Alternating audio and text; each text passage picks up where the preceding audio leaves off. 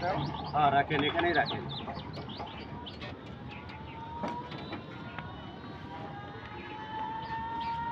ভাই আপনার পারেন। ভাড়া গাড়ি ভাড়া তো এত না।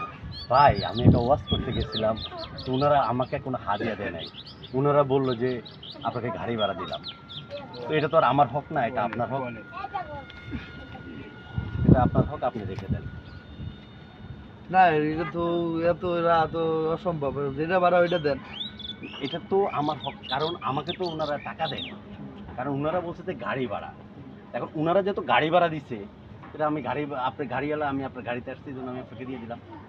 আসি, আসসালামু আলাইকুম।